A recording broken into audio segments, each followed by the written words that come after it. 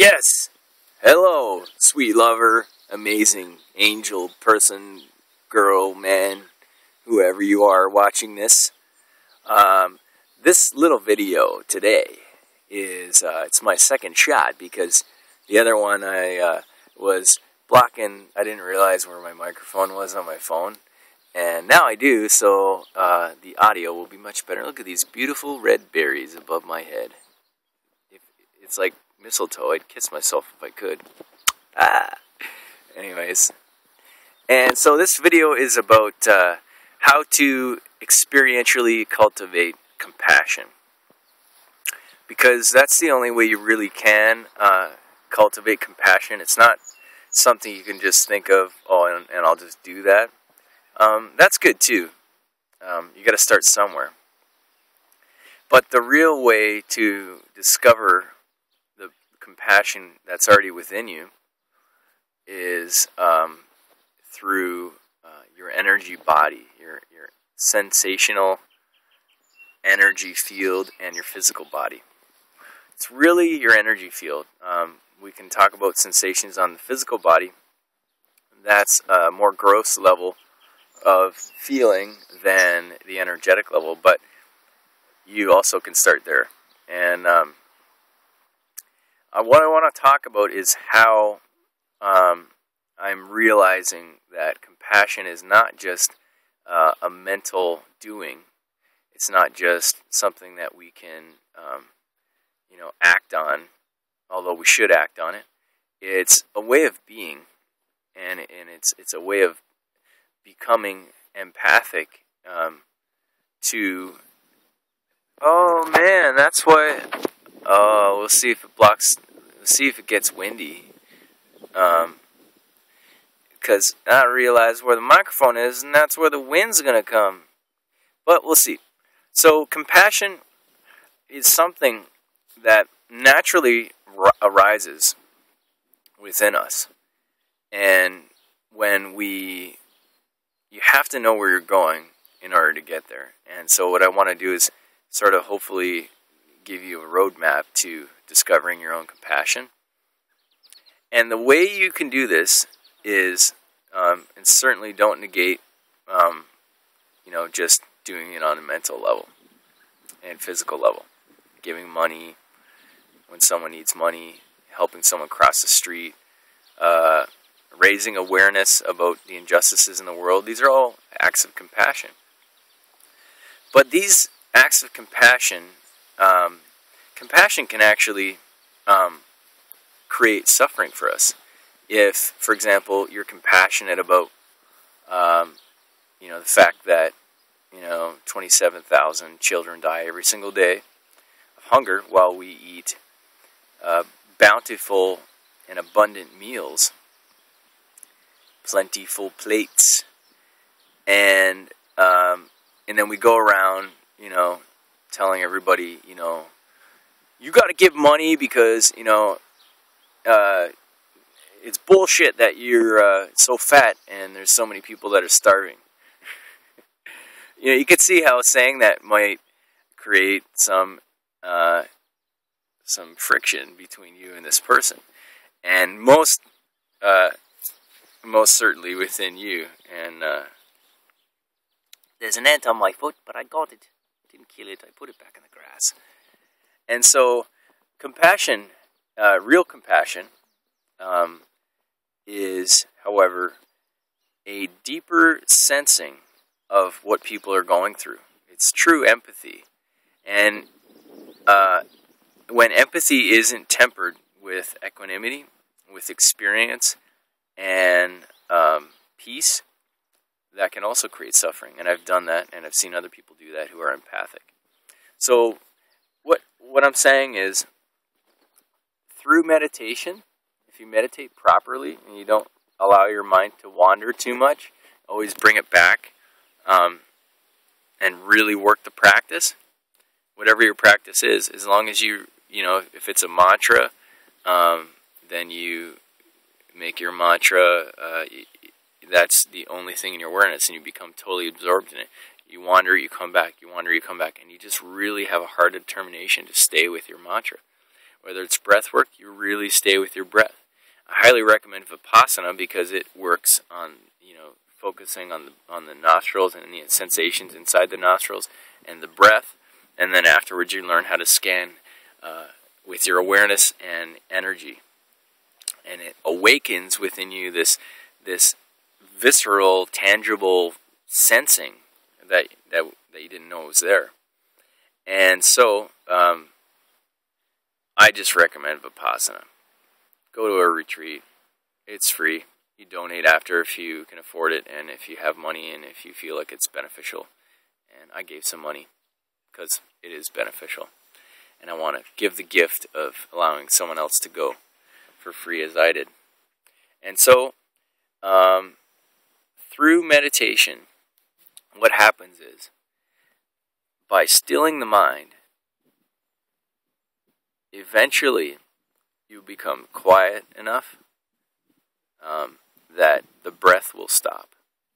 And when the breath stops, something happens. Your kundalini will be triggered, and it'll awaken, and then you'll start going through this process that, however, apparently can occur in a very short period. With me, it's been a gradual unfolding of the opening of my chakras, and I've gone through them all now. I'm on my last one on the root, and I'm not sure that it's a complete kundalini awakening, but I'm just going with the flow, baby, and allowing things to occur as they might.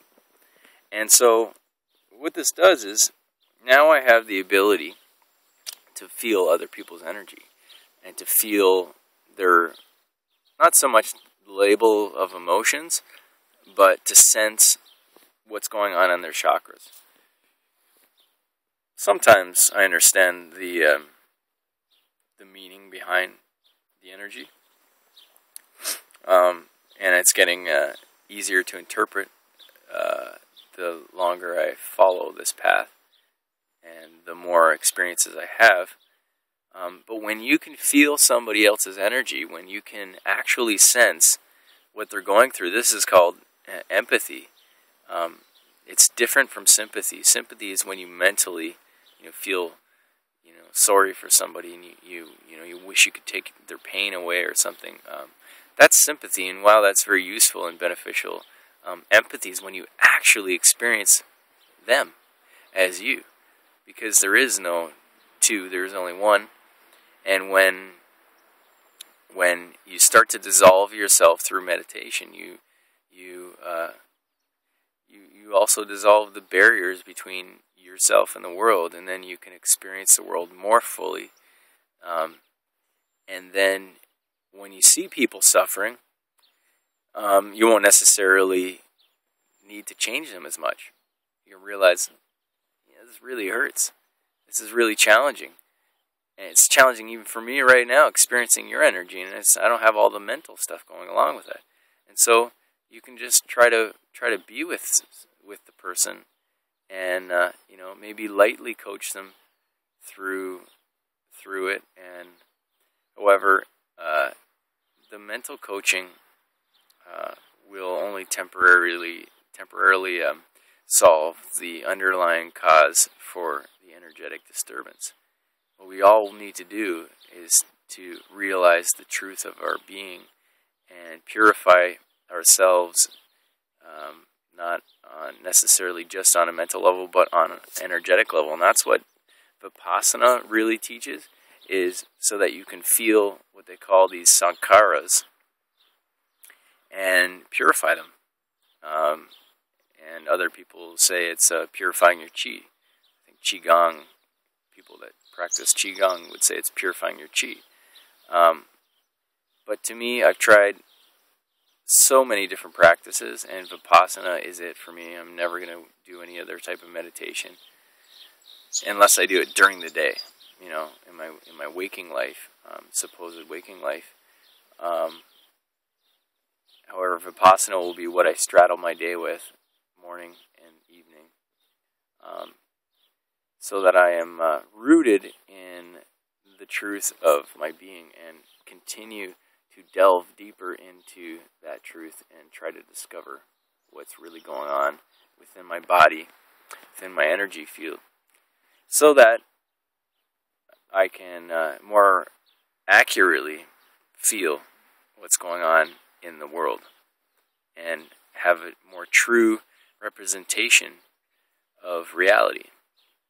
So I highly recommend Vipassana, and I just wanted to talk about what compassion really is, and also point you towards real knowing, and not just accepting truths that you heard from somebody else or that was created in your mind. Because we all come up with truth, and we all make assumptions and want to believe things. But until you can experience the rising and falling of energy, the rising and falling of phenomena in your body on a deep, deep level, and also experience that within others. You know, for example, I felt a friend of mine's energy, and I knew there was something going on with them, and I said it, and they didn't really know what it was, and then they were like, "Oh yeah, I felt that last night." And then we talked, and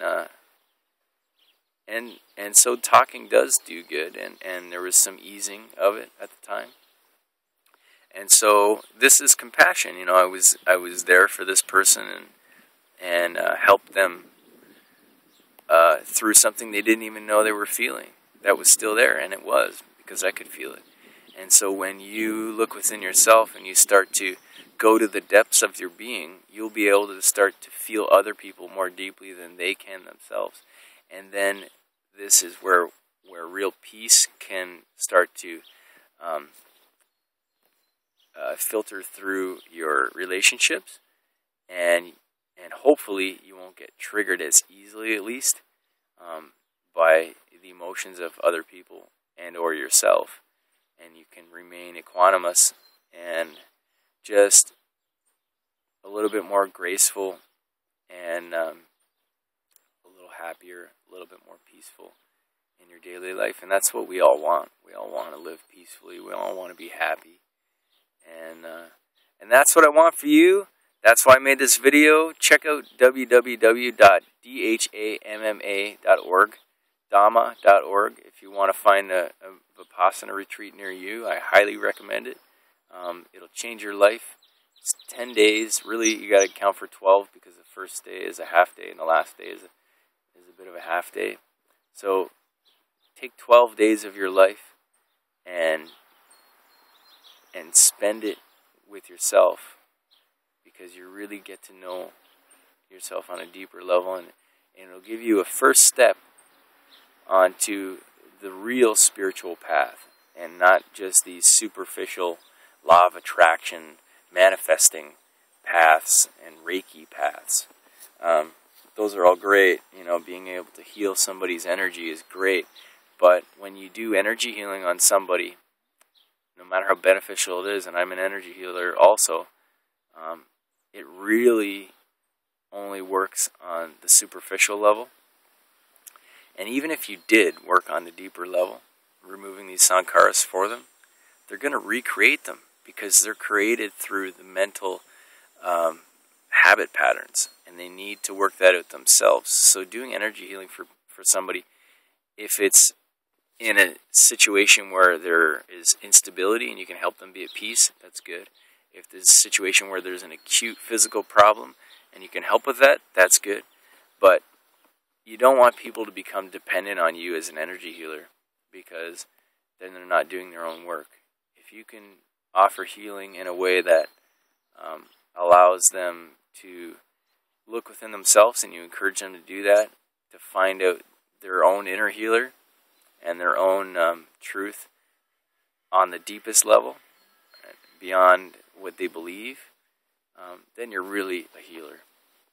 And so, good for you, and I love you all, and I hope this video has been helpful in some way, and I will talk to you soon. Bye-bye.